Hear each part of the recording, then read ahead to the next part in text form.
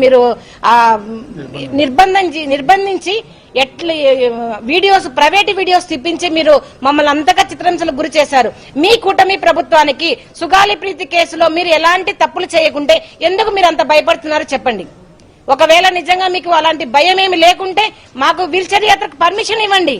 మీకు జరగబోయే నష్టం ఏంటి? నాకు జరిగిన అన్యాయం ఏ సుగాలి ప్రీతి ఇంకొకరి ఇంట్లో సుగాలి ప్రీతి లాంటి అమ్మాయిలకు జరగకూడదనే నా ఈ ఉద్దేశంతో చేస్తున్న ఈ వీల్చైర్ యాత్ర మీ ప్రభుత్వానికి ఏమి అడ్డం చెప్పండి. ఏమి ఆటంకపరుస్తున్నారని మీరు నా స్వేచ్ఛను మీరు కాల రాస్తున్నారు చెప్పండి. పవన్ కళ్యాణ్ గారు మీకు ఒకటే చెప్తున్నాను, మరి మీరు కూటమి ప్రభుత్వంతో మీరు ప్రశ్నించి నా సుగాలి ప్రీతి కేసుకి న్యాయం చేస్తారా లేదా ఇదే ప్రెస్ మీట్ లో మీరు ఒప్పుకోండి. లేదు కేవలం సుగాలి ప్రీతి కేసు నేను ఓట్లకు మాత్రమే వాడుకున్నాను, ఆ అమ్మాయికి న్యాయం చేయడానికి కాదు అని మీరు ఒప్పుకోండి. మరి మీరు అన్నారు జగన్మోహన్ రెడ్డి దగ్గరికి మీరు అన్నగారి దగ్గరికి ఎలా వెళ్తారు, మేము ఎలా పంపిస్తాము అని మీరు గాదా వెంకటేశ్వరరావు గారితో నాకు మీరు వార్నింగ్ ఇప్పించారే, బయటికి ఎలా వస్తారో చూస్తామన్నారే. మరి ఈ రోజు వచ్చాను, మరి జగన్మోహన్ రెడ్డి గారిని కలిశాను. ఆ అన్నగారు చూపించిన ఆప్యాయత ప్రేమ కానివ్వండి, అసలు ఆ కేసు గురించి ఇప్పటికీ కూడా మర్చిపోలేదు అన్నగారు. మన ఆ పీరియడ్ లో జరిగిన 2019 నుంచి మరి జగన్మోహన్ రెడ్డి గారు వచ్చిన పీరియడ్ లో జరిగిన ప్రతి ఒక్క చర్య కూడా ప్రతి ఒక్క రిపోర్టు కూడా అన్నగారికి చూపించడం జరిగింది. అన్నగారు ఇప్పుడు అదే చెప్పారు, మేము మీకు అండగా ఉంటాం, మా లీగల్ టీం మీకు అండగా ఉంటుంది. మీకు ఏదైతే కనుక రావాల్సిన ఎస్సీ ఎస్టీ యాక్ట్ ప్రకారం బెనిఫిట్స్ ఏదైతే ఆపేశారో దాన్ని కూడా మనం పోరాటం చేద్దామని చెప్పడం జరిగింది. మరి అదే విధంగా సిబిఐ కూడా ఎందుకు తీసుకోదు, ఈ సిడిఎఫ్డి ఏదైతే కనుక జగన్మోహన్ రెడ్డి గారి పీరియడ్ లో వచ్చిన ఈ ఇన్వెస్టిగేషన్ సిటీలో వచ్చిన ఈ సిడిఎఫ్డి రిపోర్ట్ ను ఎందుకు మీరు లోపల బయట పెట్టడం లేదు అని ఈ ప్రభుత్వాన్ని ప్రశ్నించడం జరుగుతా ఉంది. మరి జగన్మోహన్ రెడ్డి గారు మరి మాట ఇచ్చారు, అమ్మ ఖచ్చితంగా మాట ఇస్తున్నాం, అందరిలాగా కాదు, ముఖ్యంగా పవన్ కళ్యాణ్ గారి లాగా మాట ఇచ్చి మర్చిపోయే ప్రసక్తే లేదు, మీకు ఖచ్చితంగా న్యాయం జరుగుతుందని మరి నాకు అన్నగారు భరోసా ఇవ్వడం జరిగింది.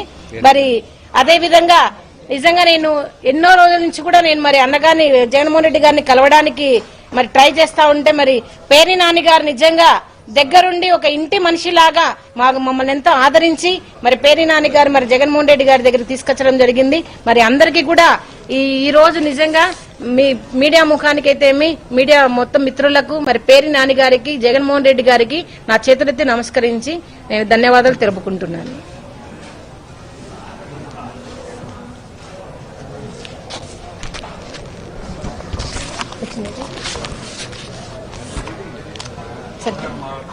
మాట్లాడతారా మీరు?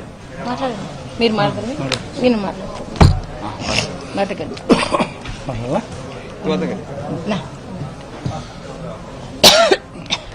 పురోగతి లేదు అన్నా, ఎటువంటి పురోగతి లేదు అని మళ్ళీ మేము విజయవాడలోకి వెళ్లి అన్నగారిని పవన్ కళ్యాణ్ గారిని కలవడం జరిగింది. పవన్ కళ్యాణ్ గారు చెప్పారు, ఇంకా మేము ఈ కేసులో చేసేది ఏమీ లేదమ్మా, అప్పుడే అన్ని కేసులో తారుమారైపోయాయి, డిఎన్ఏలు కూడా మారిపోయాయి, రిపోర్ట్స్ అన్ని మారిపోయాయి, ఇప్పుడు నేను పోయి రిపోర్ట్స్ ని కలెక్ట్ చేయలేను కదా అని ఒక ప్రెస్ మీట్ లో చెప్పడం జరిగింది అన్నగారు. మరి అదే రిపోర్ట్స్ మేము 2019లో మీరు ఓడిపోయినప్పుడు చూపించిన రిపోర్ట్సే కదన్నా ఇప్పుడు కూడా ఉండేది. జరిగినది ఎప్పుడు 2017 నుంచి మీరు నిజంగా చెప్పారు తారుమారయ్యాయని. అవును, తారుమారయ్యాయి. ఎప్పుడు జరిగాయి? 2017 నుంచి 2019లో తెలుగుదేశం పార్టీలో మీ ప్రభుత్వంలోనే మరి జరిగాయని ఆ రోజు కూడా మీకు చూపించాను. ముద్దాయిలు టీడీపీకి సంబంధించిన వాళ్ళని మీకు ఫోటోలతో సహా రుజువులతో సహా చూపించాను. అమ్మా అవేం కాదమ్మా నేను చేస్తా అని మాట ఇచ్చిన మీరు మరి సుగాలి ప్రీతి కేసు ప్రతి ఒక్క ప్రస్తావనలో మీరు ప్రస్తావించి మీరు గద్దె ఎక్కిన తర్వాత డిప్యూటీ సీఎం గారు అయిన తర్వాత కనీసం సుగాలి ప్రీతి కేసు ఏం చేశారన్నా అని మేము అడుగుతున్నాం.